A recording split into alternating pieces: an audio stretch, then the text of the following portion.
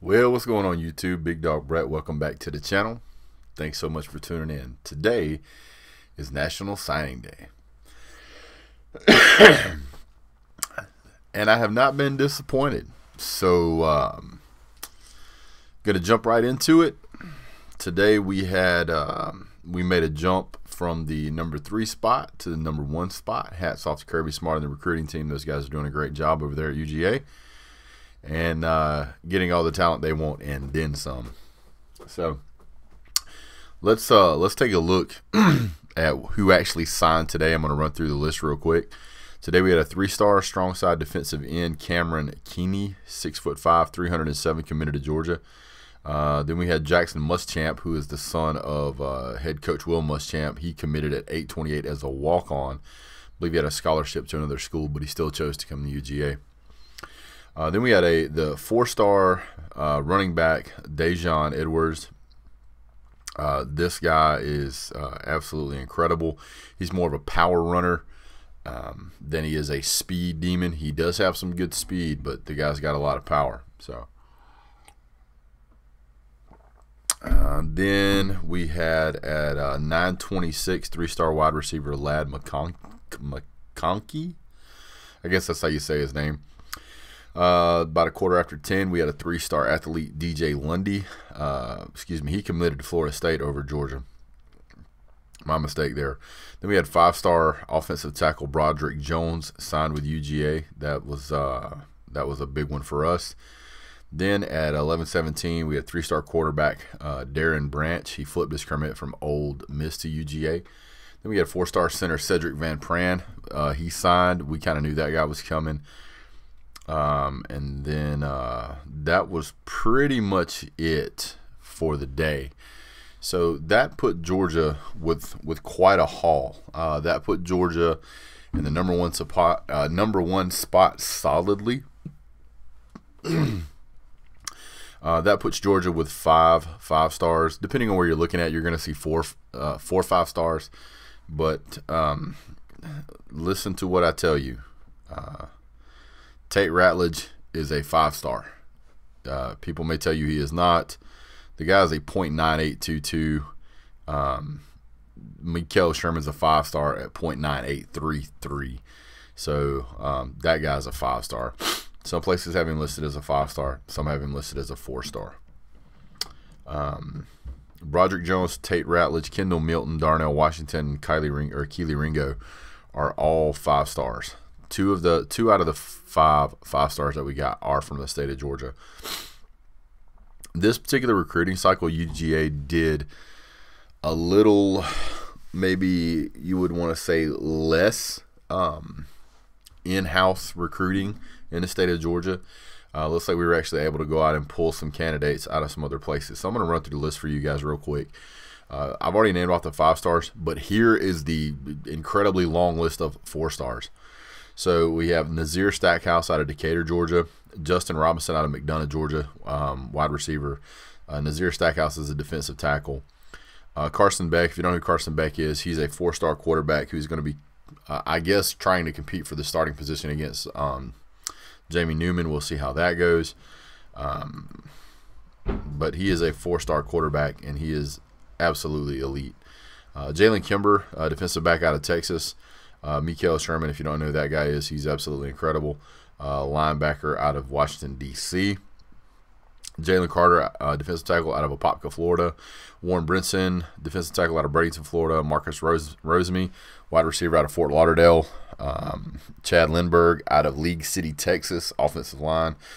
Cedric Van Pran, offensive line out of Louisiana. And then Major Burns, defensive back out of Louisiana. Arian Smith out of Lakeland, Florida, wide receiver. Jamin Burton, wide receiver out of Calabasas. I'm not sure how you say that, California. Dajon Edwards out of Moultrie, Georgia, which is really close to my hometown. Jared Zirkle out of Kerrville. He's a kicker out of Kerrville, Tennessee. This guy, it's really interesting, and it's nice to see that you will probably never see a 4-star kicker. I don't think they exist. But a 3-star kicker. This guy's 6', 390. we really glad to have that guy, especially with losing Hot Rod. Now we're kind of he starts the 3-star guys, and then we've got Devin Willock, offensive line, 6'7", 350 pounds.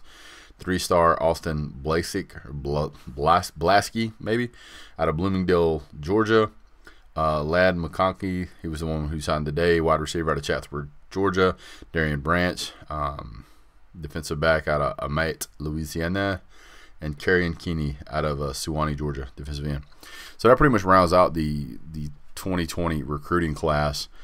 But what a recruiting class we have had here. So 3 years ago, we had a number 1 recruiting class. 3 years ago, we had the number 1 recruiting class. Last year, we had number 2. This year, we have number 3.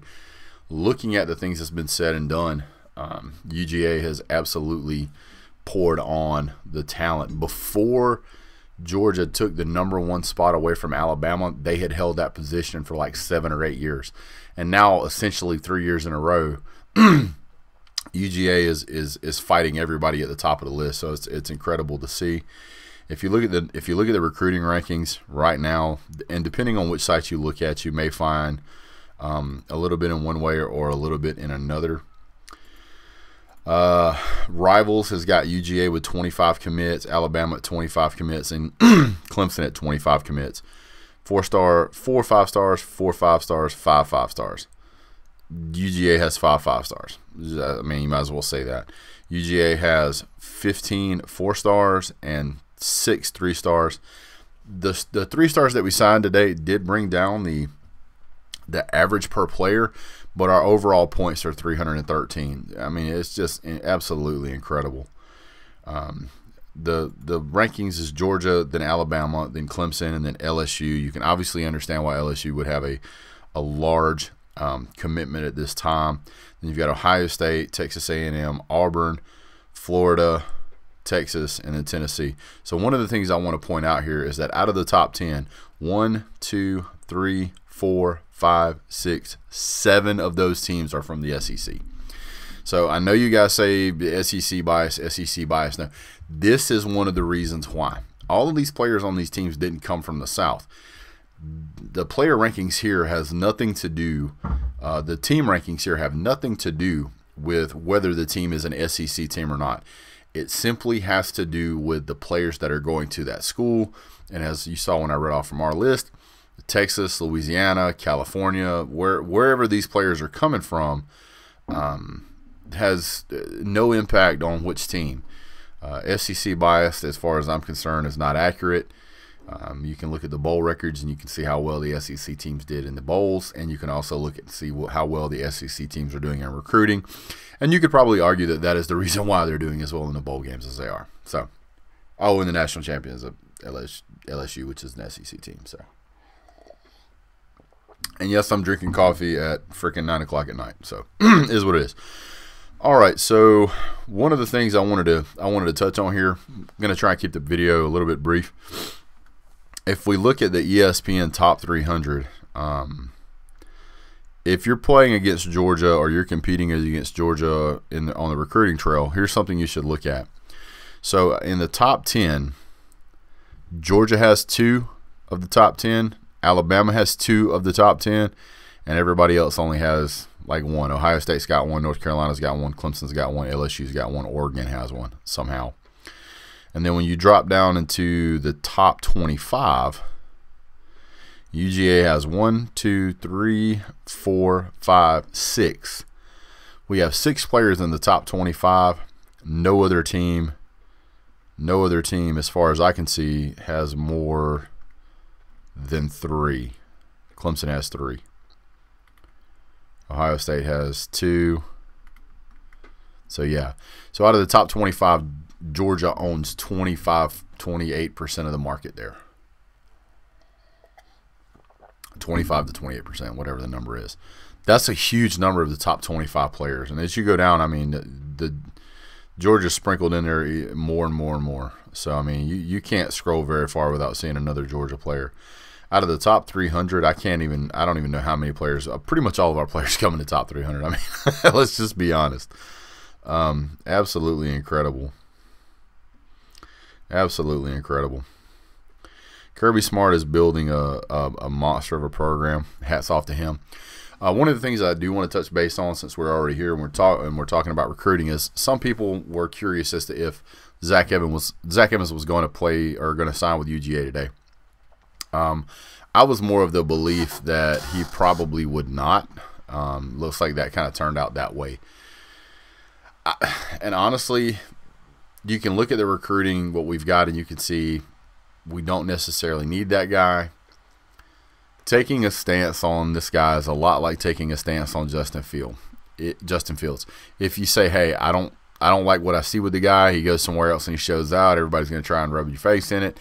But if the guy goes somewhere and he doesn't do any good, you can't really jump up and down and raise a lot of flags, and banners and say, hey, look, I was right, because nobody will care.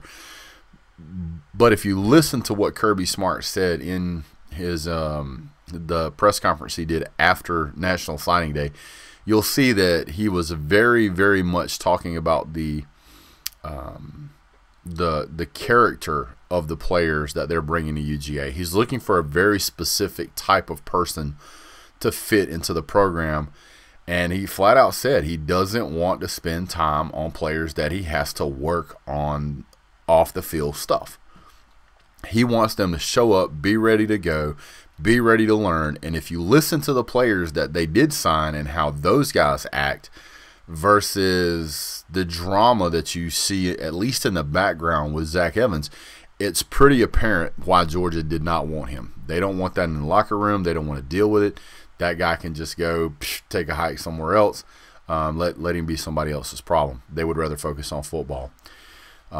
It's also very, very clear that UGA is in the process of changing their offense, and you can see it in the recruiting. So, absolutely, 100%, awesome, awesome day for the University of Georgia football team. Just killed it, man. I had mentioned back in my Clemson video that Georgia would probably be the only team that could leapfrog Clemson.